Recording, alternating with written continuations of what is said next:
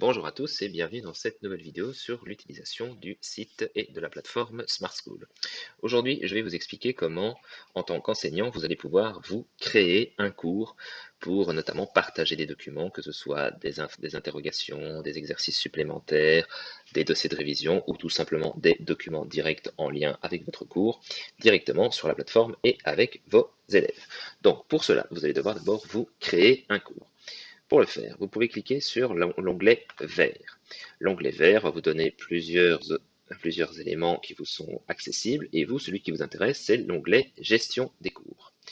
Vous pouvez cliquer dessus et là, vous voyez que vous arrivez sur une page, pour l'instant qui est blanche, sur laquelle vous allez pouvoir notamment créer un nouveau cours, l'activer ou le désactiver ou tout simplement le supprimer.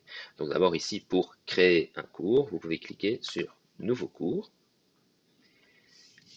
Une fois que le chargement de la page sera effectif, nouveau cours, voilà, vous allez avoir plusieurs informations à entrer. Tout d'abord, vous allez vous être demandé de créer un nom pour votre cours. Alors, dans mon cas, imaginons que ce soit le cours d'EDM, et le site vous demande toujours de donner une description au cours que vous créez.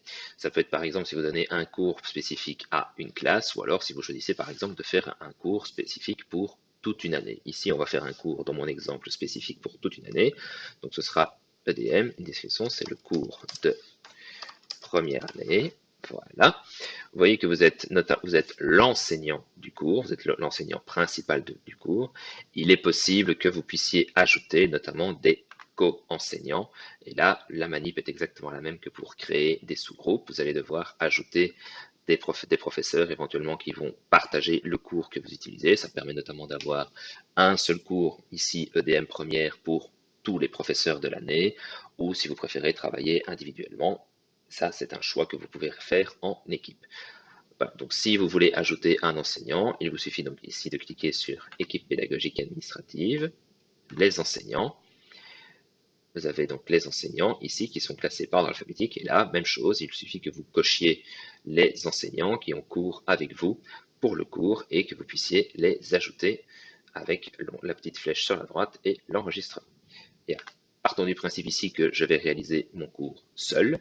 Donc le nom EDM, le cours première année, l'enseignant, et vous pouvez cliquer sur enregistrer. Et voilà, c'est automatique, votre cours a été directement créé pour, pour les premières années. Maintenant, imaginons que je veux créer un nouveau cours, donc je refais un cours d'EDM, et dans la description cette fois-ci, ce sera le cours de deuxième année. Voilà, je suis toujours le seul enseignant à utiliser ce micro-site de cours. Vous cliquez sur enregistrer et là vous voyez que vous vous êtes créé un deuxième cours. Il n'y a pas de limite à la création du nombre de cours. Donc vous pouvez soit créer des cours par année ou alors si, imaginons, vous avez, comme dans mon cas, 5 classes de DM, vous pouvez créer un cours de DM pour autant de classes de première que vous avez ou un cours de DM pour autant de classes de deuxième que vous avez. Comme je vous dis, il n'y a pas de limite. La seule différence notoire, c'est que lorsque vous allez revenir à l'écran d'accueil, vous voyez que dans la partie gauche, mes cours, là vous avez donc accès au cours de DM qui est le vôtre, le cours de DM première ou le cours de DM deuxième année. Et vous voyez bien que vous êtes le gestionnaire de ce cours DM cours de deuxième année, Antine Jérémy. Voilà.